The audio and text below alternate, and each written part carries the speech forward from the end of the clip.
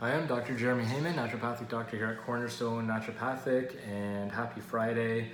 Just looking outside, the sun is shining, it's a beautiful day, blue skies, and what a perfect time to talk about my favorite food.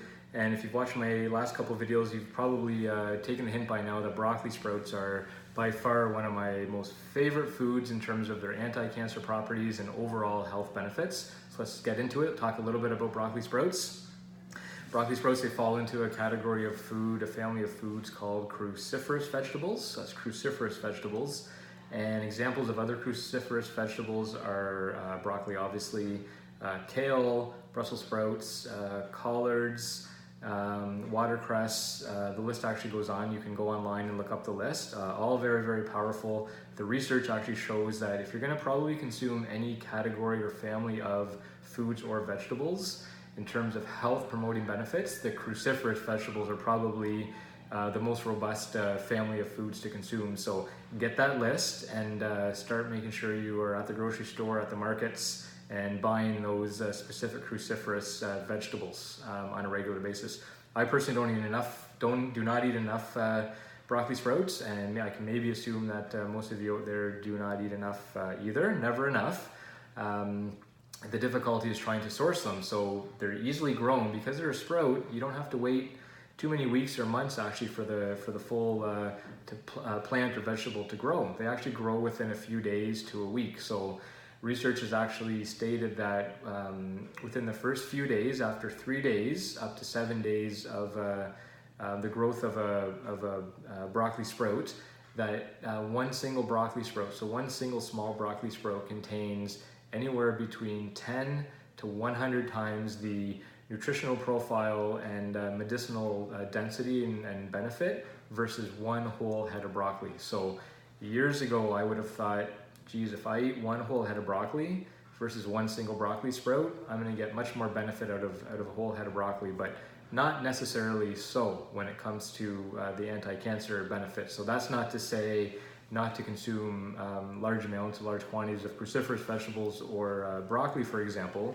because then you're getting more fiber, you're getting a full broad spectrum of healthy compounds. But when it comes to giving you a comparison, again, one single broccoli sprout is actually equivalent up to 100 times more powerful than that of a whole head of broccoli.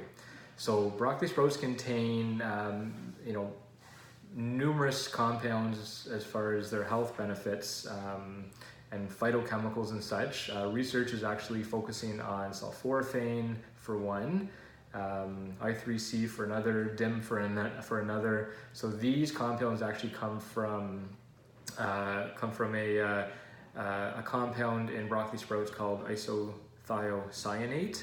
So isothiocyanate breaks down into these powerful compounds such as sulforaphane and I3C. And the way to actually get that, to consume that through or from the broccoli sprout is to actually chew.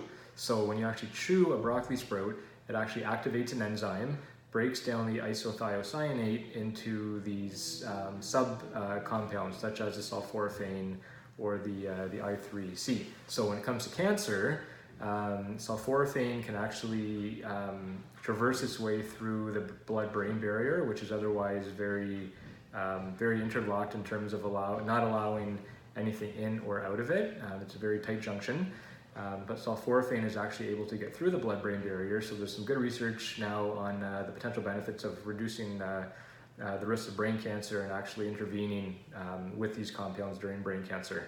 So other potential cancers as well. So a lot of the hormone dependent cancers, so breast cancer, colon cancer, prostate cancer, bladder cancer, there are others as well, are showing some good promise. And what happens basically is these compounds, like the sulforaphane, for example, basically stops a cancer cell's cell cycle. So it progresses through a cell cycle, and these compounds can actually stop that cycle from progressing, so that in turn a cancer cell can't survive, so it dies.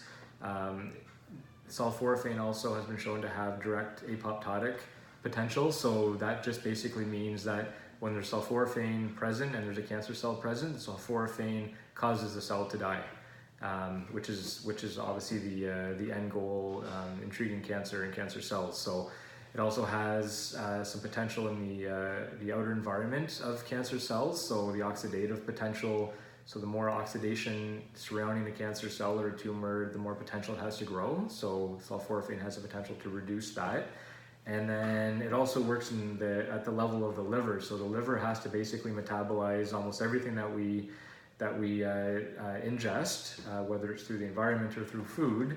And one point in the metabolism through the liver of all these compounds is there are some carcinogenic or cancer-causing compounds that the liver has to deal with on a regular basis. And sulforaphane is actually able to help intervene to cause the cancer-causing compound, carcinogenic compound, and convert it into a non-carcinogenic compound, which then can be flushed out of the body through the bowels or through the urinary system. So a lot of potential there. Now let's talk quickly about in real life, how do we consume broccoli sprouts? I already mentioned throw them in your smoothies, put them on food and such. But let's talk about how much is required and what the research has actually shown. So the research has shown that you can consume to obtain health benefits from broccoli or broccoli sprouts. You can consume 2 pounds of broccoli a week, or 1 ounce of broccoli sprouts. So 1 ounce of broccoli sprouts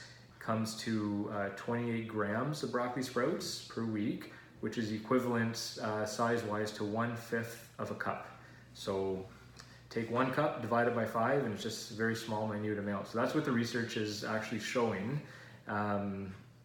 When you actually consume these foods, broccoli sprouts, or really many of the cruciferous family of vegetables, it's better to consume them raw. Benefits when you cook them, but a lot of the compounds, the anti-cancer compounds and the health compounds and benefits and phytochemicals are actually degraded and reduced. So you want to actually eat these as raw as possible, especially when it comes to broccoli sprouts. And like I said, the gut impact on broccoli sprouts is quite minor, especially given the small amount that you'd be eating. So in real life, I would say, ideally, if you can consume anywhere between like half a cup to a cup even a week, for example, I think you're going to get a lot of these anti-cancer benefits for sure. There's always a little bit of concern and worry in terms of impact of cruciferous specific vegetables on thyroid function. I've looked at some of this research, and unless you're consuming like literally pounds and pounds and pounds, like we're talking like 10, 20 pounds of cruciferous vegetables on a regular basis, which most of us can't handle anyways, there's going to be little, if any, concern on thyroid health. So all the health benefits justify the regular consumption of broccoli sprouts. If anybody knows where to find them, let me know. I'm still on the search in the Nova Scotia area. I definitely want to find an organic broccoli sprout that I can buy and consume regularly. And if not, then I'm looking forward to growing them this spring and summer, and can't wait for that. So anybody has any other inquiries or insights or comments on broccoli sprouts, let me know. Go out and eat them in abundance, and look forward to our next video on our next anti-cancer food.